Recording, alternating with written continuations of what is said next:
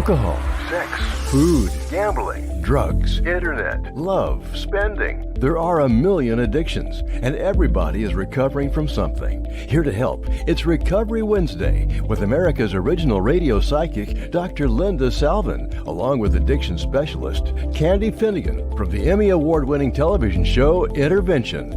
Candy and Dr. Linda are two gals who know recovery because they are in recovery. Listen as they help you bring your recovery to the next level, help you solve your thorniest issues in ways you may have never imagined. Together, they bring you the tools and techniques that bring balance, serenity, and recovery to your life, and the tools you need to find solutions for healing from the disease of addiction. Candy teams up with Dr. Linda to share their over 60 years of combined experience dealing with all areas of recovery. In her decades as a metaphysical clinician, Dr. Linda has helped thousands of people worldwide solve problems on the air and in person with her insights and solutions. So pull up a chair, turn it up, and get ready for a visit on the path to recovery with the one and only Dr. Linda. And now, live from Los Angeles, ladies and gentlemen, Dr. Linda Salvin and Candy Finnegan.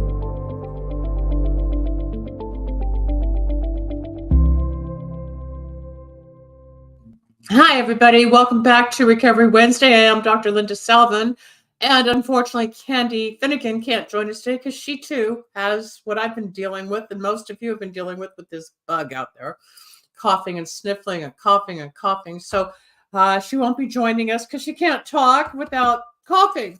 And I'm going to do the best I can without coughing as much. We're going to talk about what it's like to be in recovery, especially after a relapse. A lot of people do go out, as they call it, in the program of 12 steps, where somebody may have been sober for a while and then at the holiday time was either sensitive, coerced, depressed, vulnerable, whatever, and decided to take a drink, a drug, or something that they hadn't been, or engage in something that they hadn't been doing in quite a while, which is considered the sobriety. So most people who do have problems with sobriety will know what to do if they're in a 12-step program by reaching out to another human being in the program for support or guidance. Sometimes people have what's called a sponsor, which is that person that's got more time of sobriety than you that can lead you through what's called the 12 steps of sobriety of Alcoholics Anonymous and get you into the program. So some people may be afraid to call. Some people may be afraid to reach out. Some people are afraid of judgment. Some people are afraid of being guilty. Doesn't matter. We all have the same fears, the same feelings, the same insecurities.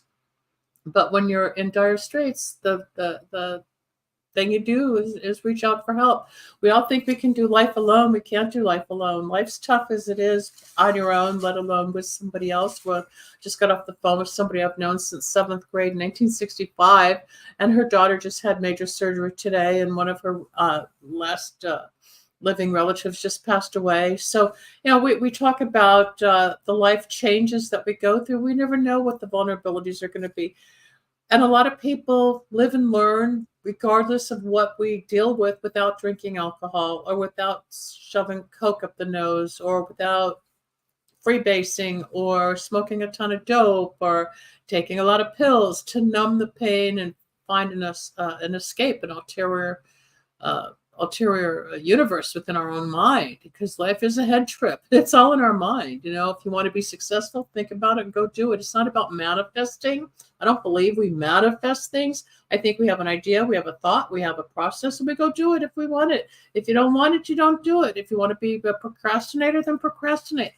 If you want to get sober, if you want to stop feeling bad, if you want to stop letting the drink own you, or the pills, or the pot, or the cigarettes, or the chocolate, sugar, or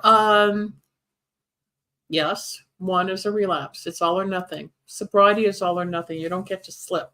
Yeah, there's chronic slippers. People slip and slide all the time, and that's how they get through, thinking they're okay. But then the mental problems start, or the emotions start, or the denial starts to kick in, and the voices get real loud in the brain. They get really loud when you're not following the program, because the disease of alcoholism is a mind, body, spirit condition. It's not just the mental condition. It's not just the physical craving.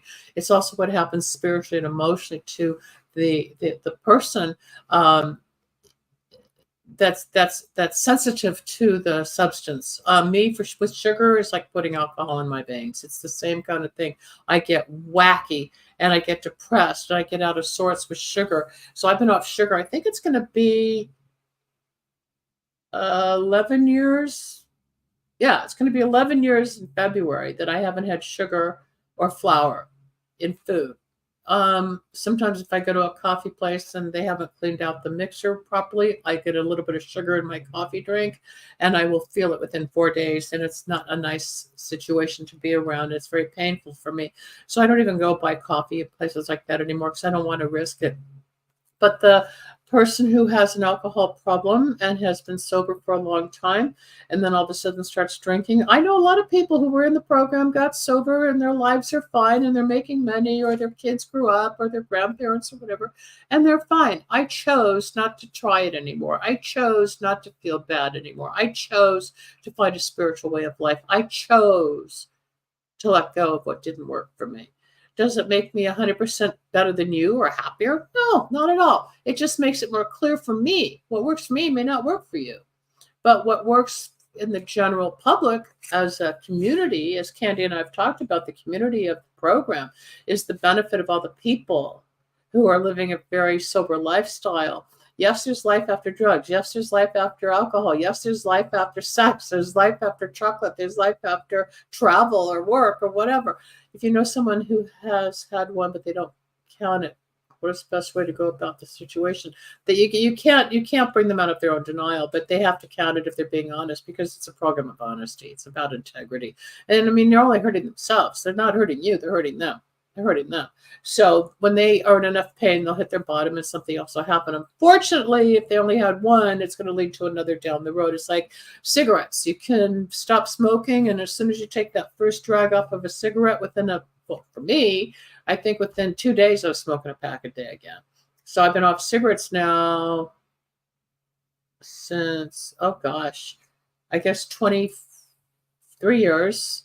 23 years no cigarettes, and 11 years, it's going to be 11 years no sugar flour. It's already 38 years no alcohol drugs. So my body is pretty clean. So it's no wonder I get these congested viruses so much more frequently, because I'm so vulnerable. I have no protection. I have no filter. I have nothing out there, but I take a lot of supplements, as you know. I take my DNA nutrition. I take the detox that Sharon and I had talked about, which is an amazing product where in 90 days your body's detoxing from glyphosates, mold, plastics, and other man-made entities out there. And anybody who's interested in going through a cleanse for this year, contact me off the air, because I did it back in June. By September, my body changed. And just before I sat down, I took my capsules of the what's called the biome, which keeps the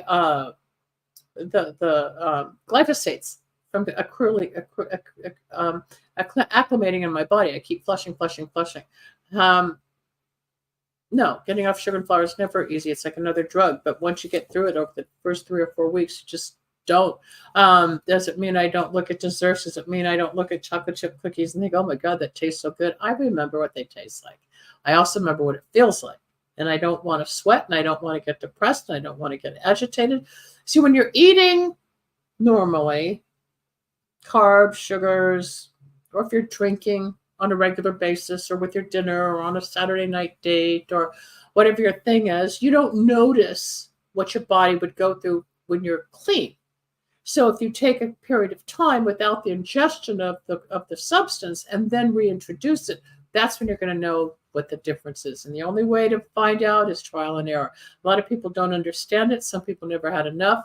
There's a saying around the program that one's too many and a million's not enough. In other words, the first is, don't even start with the first, because that next and the next and the next till you get to the millionth cup or the millionth glass, the millionth bottle of beer or the millionth chocolate chip cookie, it's never going to be enough. You're going to want more, because the brain's on overdrive.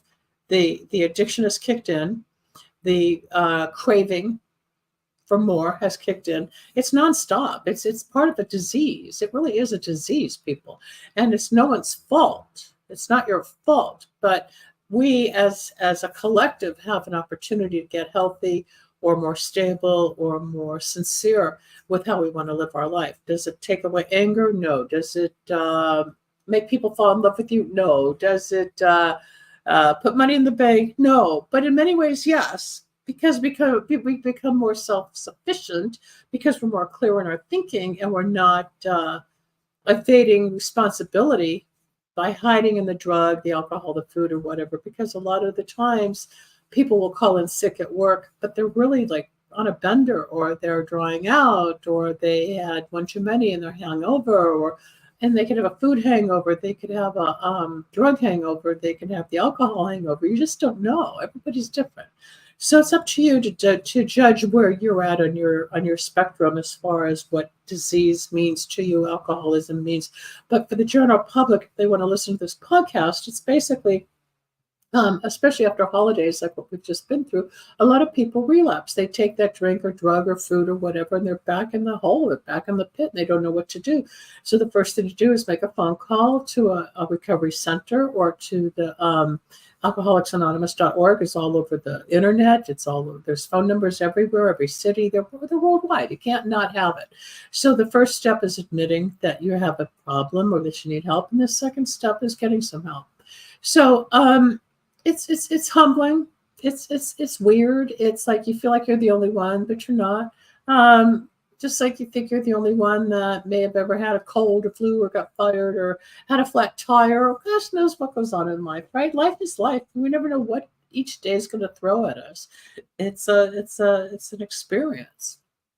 But I'd rather see it with clear visions and an open mind and heart than to be clouded and miss the party. I like seeing the trees and the colors and the birds and the meeting new people on ventures that I take, or people like here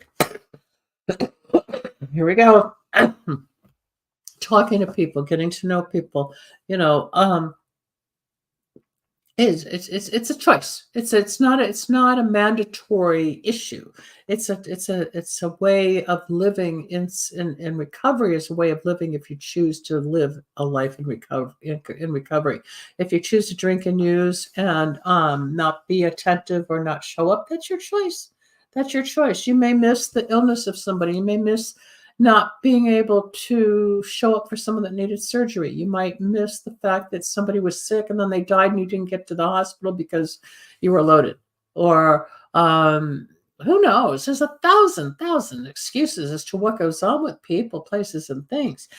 It's just how important is life to you, And if you find that it's more important to go buy cigarettes or search to the bottom of your purse or wallet to make sure you can get that last can of beer is more important than paying the rent, you got a problem. If you can't prioritize, and a lot of people are what's called functional users. They can get loaded and hung over, and they do week after week after week, and that's chronic. It's the functional user, but it's the functional addict that live on the roller coaster of let's go party, let's go get loaded, let's get hungover. Oh my God, I'm never going to do this again. I feel like crap. I'm going to get up. Here we go again. And they don't know how to get off the roller coaster because they don't think they have a problem. They don't think they have an eating disorder. They don't think they have a drinking problem. They don't think they have a drug problem. Most people are in denial because they only know what they know living as they live in their body until there's an option offered. And it's scary. And then you see what that fork in the road can lead to. And once sobriety, whether it's coming off of sugar and flour, alcohol, drugs, gambling, porn, whatever that addiction is that you can't stop on your own, and then it calms down, you can see what's best for you. You can. And God, as I see God in my own world, becomes a lot stronger and a lot clearer and a lot more fun and a lot more vivid for me to make decisions in my life that will hopefully be down a better path than some decisions I've made in the past. I made a lot of wrong choices last year. I made a lot of wrong investments for my career, and I'm paying the price now. And I just got to clean it up and make some new choices. Luckily, I just got offered a new manager in radio, and I'll be back on AM/FM stations soon, being interviewed, which is great. So I just spoke with her, and my book will be coming out this year, as I've told you. So there's opportunity everywhere, but sometimes, we make a choice at the moment. It feels right, looks right, sounds right. And then you find out, oops, wrong choice, wrong person, backstab, or didn't pay off the way you thought it would, or whatever. But that's life. It's live and learn. But you can't sit in it and just, what do they say in the program? Oh, pour me, pour me, pour me another drink. Yeah, just, oh, pour me, oh, pour me. You can't be stuck in your pity all the time. The pity party gets old. Nobody wants to hear it. No one's going to always reach their hand out and say, come on, let's go. If you want it, it's there. If you don't want it, people don't care like they used to, not just as people being your friends. Look at customer service. You can't get customer service anywhere. You can't get nice people in restaurants. You can't get nice people at the airlines. You can't get people even at some of the major stores. Everybody's short, quick, wants in, wants out. Prices are rising. Stores are closing because they can't afford the new income rate payments for employees, because employee rates are going up. Minimum wage is what I'm trying to say. And it's harder for people like me or small businesses to stay afloat because what's coming in doesn't match what's going out anymore. It's getting harder and harder and harder. But just because it's harder doesn't mean, okay, I'm going to give up altogether. I'm going to close down shop. As much as I complain about things, oh, I might as well go get a cologne. I might as well go get a couple of donuts. Oh, I might as well go get some cocaine. It's not going to solve the problem. The problem is inflation. I'm a business owner. I'm a talk show host. I have employees, and there's tough times. But my solution comes when I get quiet, or I ask other people for help, or I ask for direction, or I get out of the way and I let things unfold without interfering with my process by indulging in something I think is going to fix it, because it's not. Because you get sober or you straighten up or whatever, and guess what? The problem's still there, if not worse, right? What are you guys going through? I mean, when do you guys feel like you're just going to give up and give in? What happens to you when you just like hit the wall and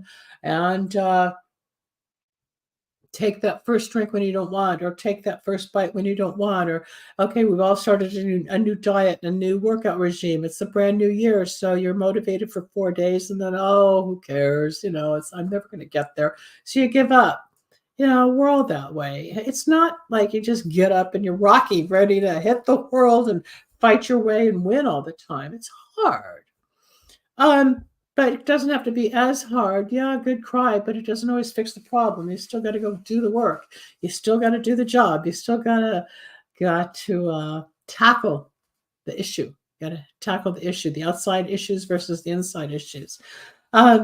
Love is fun, and life is fun, and love is everywhere. And if we open up more and more to the love around us, it's going to help us heal even quicker when we see who's got our best interests at heart. I have one friend who has been calling me probably almost every day to make sure I'm okay. She's a single person, and I'm a single person. We've known each other since high school. And we support each other because we don't have spouses. We don't have husbands taking care of us like a lot of people do. And sometimes it's real hard being sick, being stuck in a house all by yourself, alone, hacking away, and you think the world's gone. And then all of a sudden somebody says, you okay? How you feeling?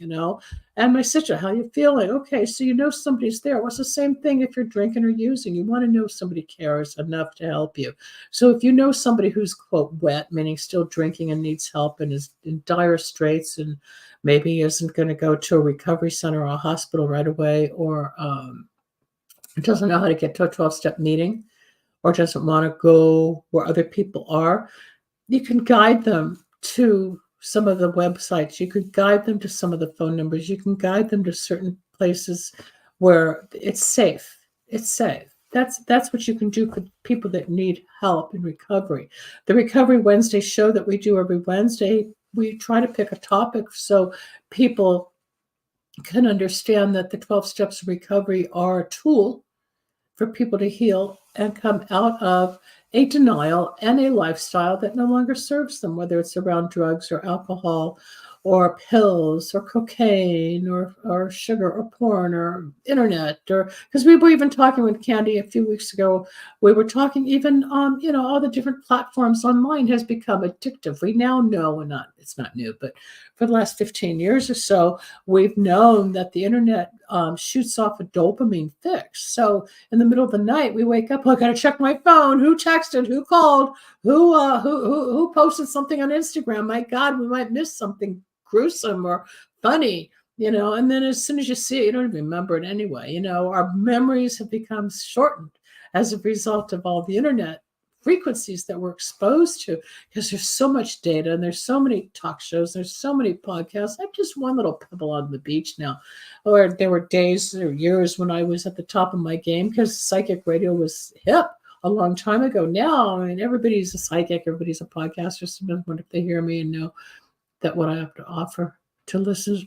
Sometimes Misty, sometimes not. It depends how much in denial they are and what their issue is and what their substance of choice is and how deeply involved they are. And a lot of people will constantly say, I'm fine. No, you don't understand. Or, yeah, I appreciate it. And inside their own internal dialogue might be something totally off-centered or very negative, or they themselves are pushing you away because they don't want it to help.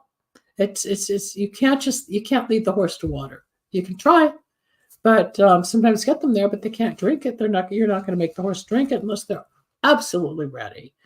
Absolutely ready. I was 31 when I decided to get sober. I'm turning 70 next week. That's a long time. So most of my life growing up, I was drinking or using or I guess smoking dope and smoking cigarettes. That's what we did in the 60s. Our generations keep changing. My mom's generation, they were smoking cigarettes. We were smoking cigarettes. Then came the drug phase of the 60s and 70s, and then cocaine hit in the late 70s. And then by the time I started to get sober, freebasing was out there. I'm glad I never touched any of that stuff. I never wanted to be, quote, an addict because I really wasn't the hardcore addict. I just knew that ingesting chemicals was not making me feel good anymore. I knew that waking up with a hangover or if the room was spinning off of 1 or 2 glasses of wine, that was not the way I wanted to live my life. So something was wrong, and that was because I had so much sugar from the wine going through my blood that it was offsetting my equilibrium, just like a cookie will. So I finally said, okay, enough, and I started my own journey. It doesn't mean I didn't drink my Kahlua or my whiskey sours or whatever I did in college. I always had the sweet drinks because I liked the sweetness. People want gin. Some people just want tequila. Some people just want beer. Some people want rum. It doesn't matter what it is. It's what it does to you. Some people can have 1 drink and nothing hits them. And then somebody else can have 5 drinks, nothing hits them. Everybody reacts differently. Some people can have a whole 5th of something and walk away feeling good. And the next person takes 1 sip and they're tipsy and they're out of control. Everybody's system is different. But when you're tired of being tired, that's when the program lifts people up. There's a place to go. And the programs that we belong to have a spiritual foundation, which with our spiritual foundation is more balanced, and everything seems to have a better solution as to what it's going to be like in the long run. So, so far I'm not coughing. That's good. Not as much as yesterday. My guest for tomorrow, by the way, Charlotte Cosa, she was on last week, but now she's been sick, and I don't know if she's going to make it for part 2 tomorrow. I have an email out to her, so we'll see how she's feeling. Otherwise, I'll bring her back in the following week. Once this phase of infection with all these different bacterial infections and viruses have passed us. So all we can do is keep building our immune system. Like I said, I take DNA nutrition that's customized for me based on my based on my own DNA that keeps me healthy. I've had everybody does have a different rock bottom, and there's different rock bottoms to the rock bottom because the rock bottom becomes more and more of a denial system too. Hopefully you don't want rock bottom. Hopefully you want to get out before you hit rock bottom. But you just want to keep building your immune system with what's going on out there, whether you hear people that the environment is more toxic. They're spraying more in vegetables and fruits. It's in the air. More and more people are traveling again, especially since lockdown. Everybody's out there, so we're exposed to more viruses, bacterias, and parasitical situations. And nobody's immune. Nobody's immune from not getting sick. You're not. Everybody has something, vaxxed or not. Everybody's getting sick. So you just do the best you can. As far as going back to Misty's statement about hitting rock bottom, some people's rock bottom is losing a house, a marriage, all the money in the bank, a car being repossessed, a job getting fired. There's lots of different ways that the universe will explain to you that you've hit bottom. And a lot of times people don't see the message, whether it's a broken relationship or some girl using some guy as their own ATM machine, and the guy didn't realize she was nothing but a drug addict, but was so in love with her because he was blinded by the light, and then one day realized he was broke and he was taking care of her, and yet he ended up with nothing. Or you hear all these stories, you hear all of it. You hear people from Folsom Prison who were in jail and killing people, and what happened when they were under the influence of drugs and alcohol that ended up putting them in jail. But a lot of the times, because they got sober and because they started working a program, their sentence was altered. And I've seen it when people go to court on a DUI, driving under the influence. It's called different things in different states, but out here in California, it's a DUI. So if somebody gets busted driving under the influence of drugs or alcohol, and they go to the court, it's called a nudge from the judge. They'll send them to a 12-step program. And a lot of people will go thinking, okay, I'm cured. I went to 7 meetings. Woo! No, it's a lifelong process, and people don't know that it's a lifelong process, because then they'll get busted again. Then they'll think, well, how come I'm getting that again? I already did this, because they don't understand the cyclical issues that go on with alcoholism, which is I self-me. I think I can have one more drink. Yeah, I'll have one more drink. It's not going to affect me. And then in 3 or 4 days, oh my God, it's affecting somebody. Or it'll affect somebody in 20 minutes. Or it's like taking that cigarette. No, I can have one. Oh, nope. Gotta have a whole pack by the end of the day. Addiction is the craving. You can't control the craving. You can try to deny it. You can walk through it. Why do you think people in detox centers go through DTs? Because they're detoxing and their body is literally screaming in pain, wanting more. More. Fix it with nicotine. Fix it with Coke. Fix it with a barbiturate. Fix it with alcohol. The body's yearning. That's also when the parasites start to give us headaches in our body, especially after a sugar binge. When we get headaches, and say you had a lot of cake and cookies and pies over the holidays, then you started to get it together where you're not eating like that, but all of a sudden you had like a headache. You felt kind of like a hangover. Sorry, folks. Parasites in our gut live off the sugar. So when we start getting headaches, it's the parasites doing their little thing looking for sugar. And because I can't find the sugar, the neurological system in our head, it goes to a headache. It's all part of the system.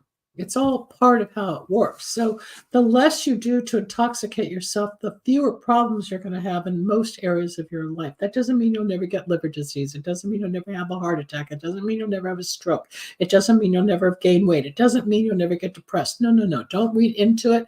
Just that if you have an addictive personality or you crave a certain substance, know that there are pitfalls, and the benefits can outweigh.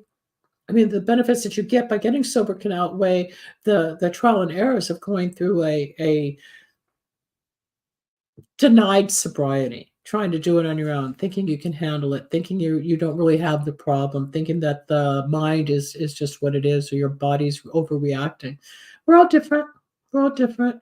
Ask me another question. That's the fun part. Ask me another question. Is it food for you? Is it drugs for you? Is it alcohol for you? Is it driving around? Is it shopping? Is it internet? Is it porn? Is it, it's anything. Instagram, TikTok, studying, going to school. Some people are dedicated learners that there's never enough education or knowledge to be obtained, and they can just be little bookworms. They just want to learn. We are who we are. What the 12 steps do in recovery is give us an opportunity to enhance and improve our existence and our life with more joy, more freedom, more release, and we don't have to be literally anchored to the store run or the ATM machine or I'll be right back. I'm going to the store. See you in a few minutes. Go get a drink, go down a couple of donuts, go to the dealer and get some Coke and do something. You don't have to play those games with the people around you. You don't have to lie. You don't have to pretend. You don't have to hide. You don't have to feel guilty and ashamed where you're living like a double life. A lot of times it is a double lifestyle where people see you as one, but inside oh, what time is the store's going to close, or I better go to the bank, get some cash. One big question is, how would a person know their problem is there? Drugs and drinking can be, there's plenty of addictions. Everything's an addiction. So it just depends on how often you're doing something over and over repetitively. The drugs and alcohol country, a lot of people don't admit that they have a problem. They think they're fine because they know their life and they just do what they do. They don't know to open their eyes. They don't know that there's options. They don't know that, oh, this could be a problem. Well, my dad drank like that. My grandfather drank like that. My great grandfather, my aunt, my uncle. And when it's a familial thing, which Candy and I have talked about, it's just part of the plan. It's just part of the situation. You don't think you're different. You don't. You think, well, if they can drink, I can drink. If they can eat, I can eat. If they can smoke dope, I can smoke dope. No, not necessarily. Everybody's going to have a different reaction. Down the road, people, yes, hit their bottom, or they realize that it got the best of them. And if you look online of people who freebased and were severely addicted to the cocaine and the freebasing, and you see these horrible sunken eyes and unkept hair and a pathetic look, no light in their eyes. And then you see that person who got sober, and you see them a year or two later and they show the two pictures. It's like night and day because the healing takes place and the drug or the alcohol or the substance is gone and the life force, the soul comes back alive. We are all in there. We're just sick. So the way to help somebody is to let them know there's an alternative way to living, even though a lot of people don't think there's a way out or that there's an opportunity for them. But Candy spent 10 years on the TV show Intervention, helping people all over the country. I remember she'd call to say she's flying to some little town in some little state some city I never even heard of. And the episode would be on TV 6 months later, and she was helping some real down and out people. She'll talk about those days again when she gets back, and we'll talk about recovery. But the relapse is what I wanted to talk about because a lot of people did go through the holidays thinking they'd be okay, and some people didn't quite make it in the manner that they were hoping, but that doesn't mean it's over. It doesn't mean there's no hope. It doesn't mean there's no faith. It doesn't mean there's no place to go. It just means, okay, get back up and try it again. And just try one more time to be of service or try to be of an outreach or try to communicate to somebody you're hurting or that you slipped or you drank or you smoked something you didn't want to smoke and you want help. We get hooked on how many days of sobriety we have, and I'm not willing to go try the new wine just to see what it tastes like and give up 38 years of sobriety. Am I willing to try that new delicious dessert out there just to make sure it's sweet? No, not going to give up almost 11 years of abstinence from sugar and flour. Does it mean my food is perfect all the time? Absolutely not. If I were perfectly weighing and measuring my food and perfectly doing it this way, it'd be a whole nother ballgame. But I can't do everything perfectly without getting tied up in a knot. Food is different. You got to eat 3 times a day at least. Alcohol, you can stop. Never have to pick it up again. Drugs, you can stop. Never have to pick it up again. Cigarettes, you can stop. Never have to pick it up again, etc. It's a known fact. It's harder to stop smoking cigarettes than it is to quit heroin. I've known people who did both. I've known people who were in recovery for both. And I've heard their treacherous stories of the detox, letting go of the nicotine and the tar and the arsenic and all the chemicals in the cigarettes, and until the body pushes through it to detox where it doesn't crave it anymore. Once in a while they go, oh, it'd be nice to have a cigarette. And it's like, no, no, no, no, no, no, no, no, no, no. I don't want to start that again. Plus, as I think I've mentioned on this show or another show, it takes 18 years, 18 years for your lungs, our lungs, to fully regenerate after being after having smoked to go back to its normal state. So I've been off cigarettes 23 years. There's no way I'm going to give up those 18 years of healing my lungs. My mom died of lung cancer from not smoking, even though she was a smoker. My aunt died of lung cancer from smoking, and she was a smoker. And there's different cells that our lungs can be sick with. And I am watched by a pulmonary specialist. I don't want to have lung cancer. And to the best of my ability today, I'm still healthy. And I will take, like I said, any nutritional product that I know is best for my body to keep me at my optimum healthy state to help prevent disease in the future. I want to live as long as I can without major disease. I just heard of a friend of mine who had, through his sister who had a treacherous liver transplant a couple of months ago that went wrong, and what he's been going through. And I remember years ago when he was on insulin and everything. So, your body's going to give up, or your body's going to fall, or your body's going to get sick. And all you can do is take the best of care of it. And I remember watching him where he wasn't always as responsible for his health. And he's paid the price. Liver disease, he's lucky he got a transplant. He's very lucky he got a transplant. David Crosby from Crosby, Stills and Nash, who passed away last year, but he had a transplant years ago. He was lucky. He made it through. After all the drinking and drugging he went through, he got sober for a while. Everybody's different. You don't need to be a celebrity to get sober. It's your next door neighbor. It's your friend. It's your relative. It's right there in front of you. It's somebody who's probably watching or needing to listen to the show at some point. It's just whatever you find is not comfortable for you, then you can change it. What else you want to know, guys? What other questions you have? We have about 20 minutes left. So if there's another topic that's related to recovery, there's a lot of writing that we do in recovery. We keep journals, we pray, we listen to other people share their stories because it gives us experience, strength, and hope to hear another person share, so that you can identify and say, oh, I did that. No, I didn't do that. But, oh, okay, that's their trip. Okay, that's their experience. So the way that it works is again, the community of helping by sharing that you're not alone. If you're just going to be a couch potato and watch videos all day long and you don't have to worry about the rent and your whole thing is just watching, CNN news, okay. That's what some people do. Some people workaholic. I can be workaholic where I work. Then I take a break because I got to get it all done, or I got to get it done right.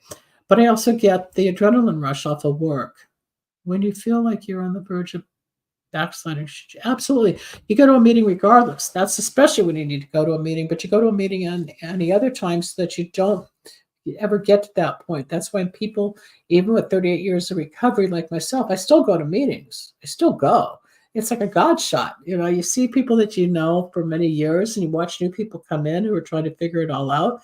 And it's a constant, I call it a God shot. It's a constant refresher every day. Some people go to meetings 2 times a day, 3 times a day. Some people have the time or they're retired and they can spend their whole life in meetings because there's always something to be heard, something to be shared, and most of all, someone else to help. There's always somebody else to help there. So the recovery is not just when you think you need it. That's when you need it more than ever. When you think you don't need it is also when you need to show up. Oh, I can do it without a meeting. I don't need a meeting. Yeah, that's when you need a meeting. And the meetings are fun, and the meetings can be, territorial, and you got the cliques, and you got the people that bind together, and you feel like you don't belong even in a meeting. And once my sponsor back in the 90s said, welcome to the lowest denominator of a fraternity and sorority on the planet, which is true. I mean, you had to bottom out to show up here.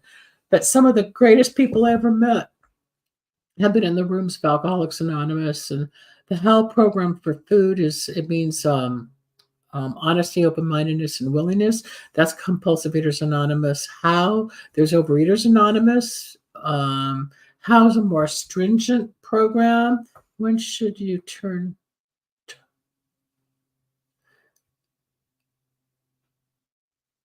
What do you mean? You mean when is it best to get a sponsor? The best time to get a sponsor is the day you walk in and you just start. I think I went through 8 sponsors my first year because I didn't trust anybody. And then in retrospect, the one person that was guiding me at the beginning is the one I wish till today I was still with her, because she actually did open some great doors. But when you're brand new and you have no idea what's going on, you just start. And people who sponsor people know that sponsees don't last most of the time. I mean, Candy and I go back 20, 30 years, and we just fell into a routine. But there were people before Candy that would sponsor me like in the 80s and 90s. And you learn and you get different ideas, or you get their experience. One girl, Allison, used to say, Linda, if you can't trust me, trust God. If you can't trust God, trust me. And she had a lot of sobriety at one point, and then she slipped. She ended up going out and ended up in the hospital, because it can really tear somebody down where you fall apart, and there's a lot of psychotic breaks, and then the addiction kicks in. But just because you think you've got it all together doesn't mean the disease isn't going to take over. You never know. So if you're even feeling squirrely, or you feel like something's going to happen, or you feel like you're on a slippery ground, absolutely make a phone call, show up at a meeting. Even if you sit in the back of the room, I'll sit in the front of the room, the back of the room. I know people, I don't know people. But there's a fulfillment at the end of those 60 minutes where you hear something about God, yourself, life, relationships, family, work, a solution. Something positive always comes out, even though we're sitting there like, oh, I don't want to be here, I don't want to be here, because there's something better to be doing online. I'm just going, no. But you start to see you're not alone. You're not alone. And that's the beauty of knowing you're not alone. So the sooner you start to feel squirrely, the sooner it is that you reach out. Don't wait until it's too late. It can never really be too late. No, every sponsor is a sober member of the 12-step program. You can't sponsor unless you've been through the program. So it takes one to know one.